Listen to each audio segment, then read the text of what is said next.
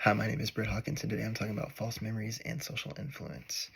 So, the human memory is very prone to, um, it's susceptible to being influenced by outside sources and social settings and things of that nature. And a lot of research has been done to prove that, and by throwing in like false interactions or people bringing in false information and telling them, and then seeing that person's recollection of their memories being influenced by those things. And this is something called memory conformity. Um, a lot of studies have been done on this, like one by Roediger and his research team showed that people that experience the same event can influence others' witnesses' recollection of the event. So when participants heard their research partner say the wrong thing, it influenced their future memory for them to recall the false event. Um, Other studies have been backed up to do the same thing, like Yeager in 2011 showed that individuals adopt others' memories if they see the benefits outweighing the potential risk. And this can be things of like, I noticed this in my personal life, is like if I'm in a group of people and then someone says something that most people agree on but I know is wrong, I'm just going to kind of let it go. So just to go with the flow and not upset everybody very much. So I noticed that happening.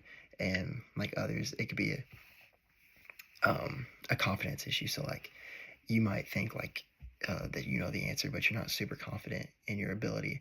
So then you'll just kind of go what they say, even though you were right all along. And another study done in 2013 by Davis and Mead showed that both younger and older adults tend to look past false suggestions when they come from someone older than them. So being older is seen as like a sign of respect and wisdom if someone's older than you, like teachers and things of that nature, and elders. Um, so, like something you see, like if your grandpa tells you something that you're like kind of not sure how it is, you might just go along with what he's saying and that thing. But lack of confidence is a big thing in the recollection of memories. Like Hart and Mead in 2021 found that when subjects use their own judgments around to recollection for their own recollection of memories and their surroundings, that the memory conformity drops. So the more confident you are and the more you kind of use your deductive reasoning in your situation, the more accurate your recollection of your memories are. But another big one is that in a study done by Wagner and their research team that reported did a study that showed that false memories can form through behavior and not even verbal communication. So if you're out in public, you can see someone's social cues and you can pick up on that, like seeing how someone interacts to a situation can influence the way that you remember the situation and can sway your opinions on things. And this just and that's it, without any misinformation at all. So someone can say something and act a certain way and still influence the way that you remember it or how you feel or react to it. Recent studies with the larger influence of social media and things of that nature have studied that to see how it does for mental conformity. Sorry, I can't try.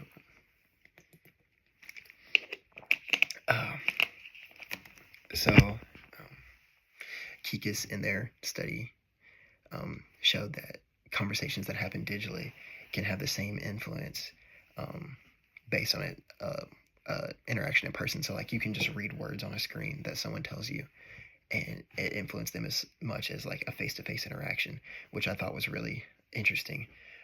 In their study they used the MORI-V technique, which it's a thing for like phones, and they'll show people two different videos and like they think they're watching the same thing but they're not, and see how they react to it.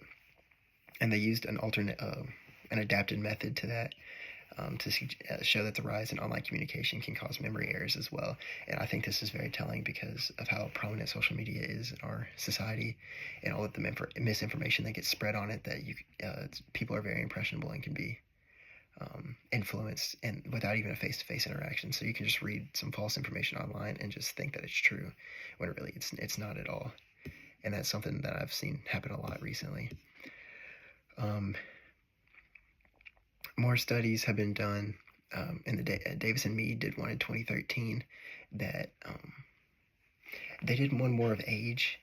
So like to see how the age of someone influences how you feel about them, and how like their words can affect your recollections and cause mental conformity.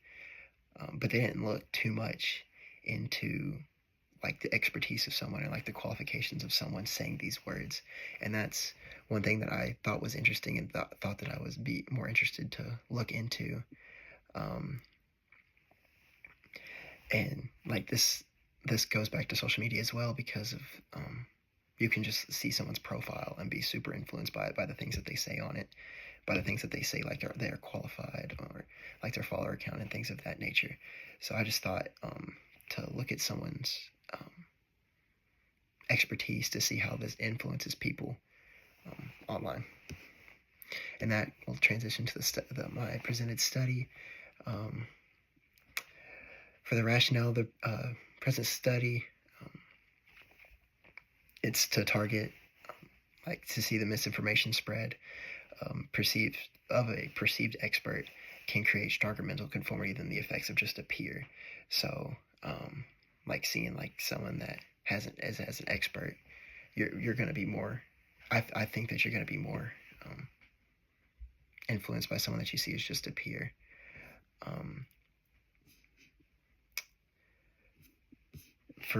I think that participants exposed to misinformation from someone perceived as an expert will show higher rates of mental conformity than those exposed to misinformation from a peer.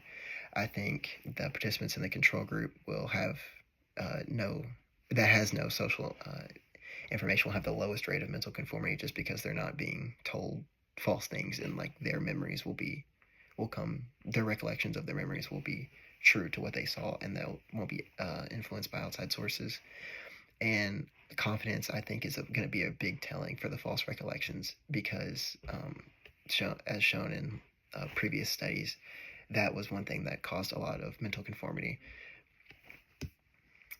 So for the participants, I think based on a study for one of my sources, they used 180 people, and that gave them a good like baseline and kind of medium result. So it wasn't too large of a scale, and not too small a scale, so it gave them a good happy medium. So I think a total 180 adults between the ages of 18 and 35, and they will be recruited from university pools and online research platforms that have people willing to participate in studies. They will be randomly assigned to one of three groups: the expert misinformation, the control, and the peer misinformation. Each group will have 60 people in it. They must speak fluent English and have good eyesight, and glasses and contacts are also acceptable. That's just so everybody can understand and see everything that's going on, and not be second guessing themselves whether or not, if it's in a second language, or they have bad eyesight or things of that nature. For the study, they'll watch a short video that has around like 10 to 15 crucial details that they'll pick up on. If it's going to be a stage robbery scene, so they'll see things of that nature that are like clues, or like the way they handle things, or what they take, and things of that nature. The participants in the expert and peer groups will read a report that has 4 pieces of false information on it. The report from the expert group will have like the expert's qualifications, and say like they're trained specialist in surveillance, and the peer group will have the same exact paper, but it will say that it's from another student and doesn't have all those qualifications. Excuse me. And afterwards, participants will write down all the details they remember, and the false recall will be tracked by seeing if the participants write down any of the items that were written in the misinformation reports. Afterwards, they will take a 20-question test that includes correct details, the misinformation, and just some random like distractor questions that aren't correct or misinformation, just random questions to kind of throw them off. Not really throw them off, but that way it's not all just questions that matter. And after each, after the test, they will give their confidence rating on a scale of 1 to 5, and this shows like the more confident that they are in their own recollection of the memories, that there less mental conformity would happen. So the results are more likely to be true.